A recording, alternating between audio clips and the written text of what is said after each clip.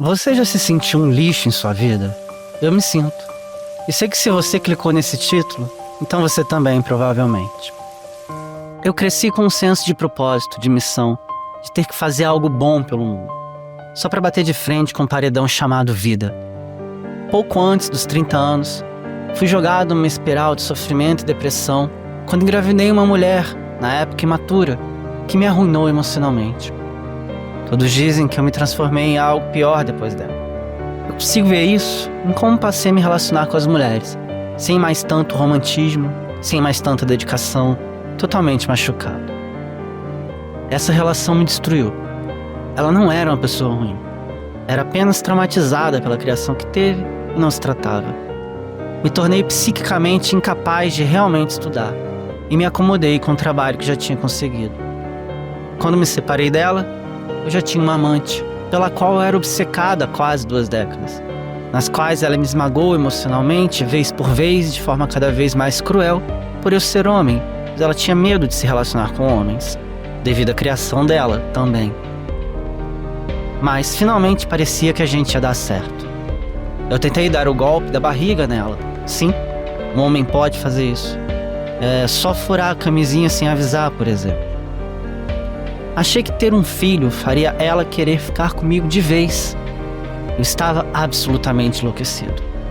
As 2 vezes que a engravidei, o aborto era obrigatório, devido a uma doença que ela tem e que a mataria se a gravidez prosperasse. No fim, ela terminou comigo. A dor que eu senti por perder uma mulher pela qual era obcecada 2 décadas era insuportável. Eu queria me... Foi quando cheguei ao... Se ele... Pelo menos sem dor.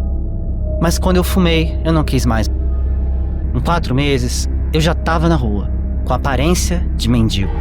Mas isso era melhor do que ter de pensar na dor que era viver. Viciados em... Não são zumbis. São pessoas em sofrimento profundo. Mas assim que cheguei a parecer um mendigo, eu me internei voluntariamente pelo meu filho. Um período antes da internação e durante ela, reencontrei um velho amor que ainda gostava muito e que tinha me arrependido muito de ter terminado com ela no passado. Nós constituímos uma família e dela veio a minha filha. Um recomeço, com muito amor. Ali, eu começaria a melhorar, tendo finalmente o afeto que por 30 anos a vida tinha me negado. Mas minha esposa não recebeu de volta o namorado de 6 anos antes. Ela recebeu um ser que não dava mais flores. Um ser que não era tão carinhoso e romântico. Minha ex-esposa tinha dessa pessoa. A ex-amante enterrou de vez. E quem pagou o pato foi a que conseguiu me amar. Mas eu saí dessa. Me tratei com a psilocibina dos cogumelos Psilocybe cubensis. Me tornei novamente carinhoso, romântico. Voltei a sentir prazer com o prazer da minha esposa e tudo melhorou. Eu voltei ao normal através da enteogenia. Me curei e podia voltar aos estudos para seguir a carreira dos meus sonhos, através da qual poderia ajudar o mundo a ser um lugar melhor, como sempre aspirei desde criança. Porém, em 2017, no trabalho, o extremismo de direita veio com força. Naquele ambiente, ser de centro também não era aceitável. Fui assediado e perseguido, até ter minha vida exposta a risco. Por causa disso, tive um surto de pânico incapacitante no serviço. Na hora de ser aposentado, o médico perito era amigo da infância do chefe, contra o qual alegava assédio moral como a causa de surto. Ele, o médico corrupto, diante de um laudo de uma junta pública atestando o nexo causal, simplesmente o ignorou. Não me deixou defender o nexo e impôs provas impossíveis. Me jogou então na miséria. Perdi 85% da minha renda, da forma mais suja, vil e injusta possível, por causa de política. O ódio foi sem tamanho. Demorei 6 anos para perdoar todo mundo, mas consegui. Finalmente voltei a ter condições de estudar, depois de quase 12 anos, desde o primeiro casamento. O pânico não tinha me deixado ler, mas tinha sido curado desta vez através da psiquiatria, novamente da enteogenia com cogumelos e da fé em Deus. Consegui voltar a ler e estudar, e pensei, nossa, agora vai, vou tentar de novo seguir o plano. Ledo engano. Eu fui arrebatado para os céus e perdi todo o interesse em qualquer assunto terrestre. Ao fim do ano de 2022, eu tive contato com uma força superior, uma força que os cristãos chamam de Espírito Santo. Diante de sensações corporais inigualáveis, ondas de prazer súbitas e muitos outros eventos, como curas milagrosas, eu cheguei à conclusão de que eu senti o Espírito Divino. Então veio à minha cabeça: eu sou Elias, profeta que prepara o caminho do Messias. E assumi a personalidade do Elias bíblico. Esse Espírito Divino me direcionou ao judaísmo e comecei a estudá-lo. Diante de tudo que ocorria, de tantas visões, profecias e revelações que eu recebi em minha mente, eu não queria mais saber de estudos, de nada mundano. Minha cabeça estava longe, muito longe. Nada mais importava, nem a morte. Eu sentia as pessoas, conseguia prever o futuro, saber o que elas pensavam, e até conversar por telepatia. De começo, eu sei que foi mesmo algo espiritual, senão não teria começado esse canal, onde vou contar tudo em detalhes. Mas é bom esse vídeo para que vocês conheçam a minha humanidade, antes que eu fale sobre momentos literalmente divinais que ocorreram no ano de 2023. Bem, depois começou a loucura. E ela transbordou quando, nos primeiros dias de 2024, finalmente fui internado em pleno surto. Estava há dias na minha casa, já sem comer, sem beber, sem nada. Nem sei como meu corpo aguentou. Eu cheguei a ficar 30 minutos na cama com o peito doendo, com taquicardia, ou seja, meu coração tinha chegado ao limite. Eu quase me morri de fome e sede, sem sentir nenhum, nem outro. A loucura era tanta que eu senti o planeta navegar. O chão balançava como numa embarcação e eu falava: a América do Sul está navegando em direção ao mar Mediterrâneo para que o Brasil se conecte a Israel e seja a nova Israel com o Messias. O ano de 2024 foi então um ano em que conheci a outra face da moeda de uma suposta bipolaridade aguda. O caminho oposto à fase de alucinações e sensação de inviolabilidade foi uma depressão que se aproximava de uma morte em vida angustiante. Dor, dor, dor, dor e dor. Tortura, tortura mental, tortura emocional, sensação constante de fracasso, de morte, de inabilidade, sem fome, sem tesão, sem ver YouTube nem seriados, sem ouvir música, sem falar com amigos, sem sorrir. Eu que acordava sorrindo desde que nasci, não sorria mais. Enterrado em mim, só em mim, sentia a todo momento que iria para a miséria e que minha família iria junto. Eu não via nenhuma saída e cheguei a entender por que alguém quer com depressão profunda, porque eu também quis. A dor era como respirar, não parava, não passava, só piorava. Os dias eram uma máquina de moer a minha alma, por quase um ano. Apesar de não ser um miserável, eu me projetava já sendo, sem minha aposentadoria integral, com tudo dando errado no futuro.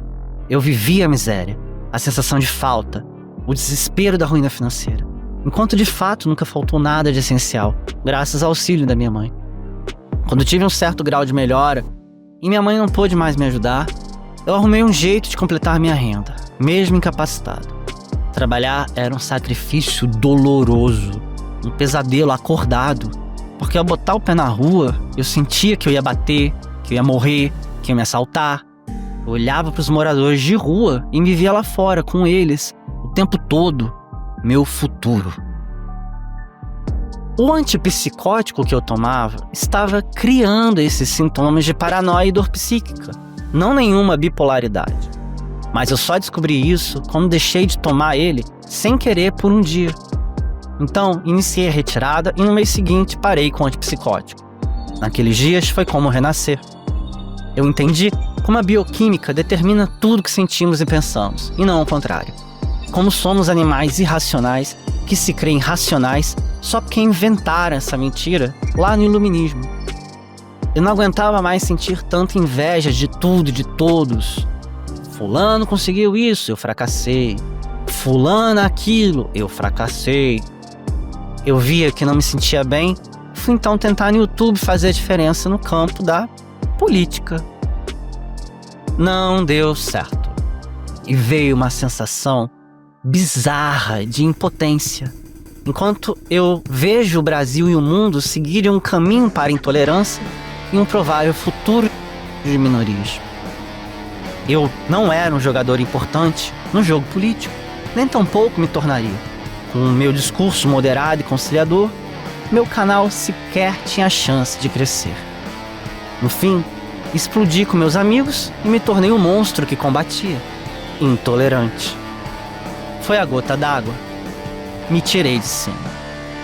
Agora eu pego no batente e me sinto como um zumbi, amarrado, amordaçado contra o ódio que se espalhou pelo Brasil. Vendo crianças sendo doutrinadas a não aprenderem ciências, como história na escola, impossibilitadas de refletirem sobre o mundo, exceto por uma ótica fundamentalista, intolerante e violenta, que deturpa totalmente o sentido amoroso da mensagem de Cristo, que dizem defender. O mundo, pelo que parece, isso reforça em mim a necessidade da fé na chegada do Messias logo, caminhará para uma nova Alemanha da Segunda Guerra. Não vejo volta nisso. A vitória do extremismo de direita novamente no planeta é certa. Mas isso, no entanto, me faz voltar de novo ao que antes era loucura, mas antes de ser loucura causou milagres orgânicos que nenhuma esquizofrenia faz. O fato de eu poder ser, de fato, Elias, e que o Messias está a caminho. Ou seja, estamos no chamado fim dos tempos, que nada mais é do que a revelação de Deus na Terra.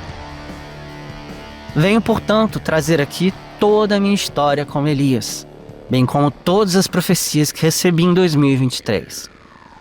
Eis que algumas já estão se concretizando. Se eu estiver certo, melhor. Se estiver errado, mal não faz. Por que me sinto um lixo hoje? Porque me vejo como um grande fracasso. Alguém que outrora era considerado muito inteligente com um futuro promissor, agora decai apenas para esquizoafetivo. É esse o diagnóstico. Esse canal é meu último espernear, talvez, na esperança de que eu possa fazer alguma diferença no mundo externo. Não apenas em minha casa e na criação ética dos meus filhos, que já é muita coisa. Dói muito sentir que não faço diferença. Dói muito não ter construído uma história consistente. Dói muito. Eu sei que 3 depressões, uma síndrome de pânico aguda persistente e uma crise esquizoafetiva são bons motivos para dizer: não foi culpa minha. Eu sei disso. Eu sei que não foi. Mas o ser humano não é um ser racional. Mesmo assim, portanto, eu me sinto um lixo que sequer é capaz de despertar os próprios amigos para a espiral de ódio paranoico criado pelo extremismo que aflora e domina o planeta, a política, as redes sociais. Se eu sequer consigo mostrar a quem amo a ascensão da nova Alemanha da Segunda Guerra, isso me fez sentir um lixo e hoje me deixou muito em baixa. Então, eu deletei meu canal de política. Não tenho condição nenhuma de fazer nenhuma diferença por lá. Todos já pensam o que pensam e fim. Agora é hora de partir para a fé, então, porque, fora a fé, nada mais parece fazer sentido.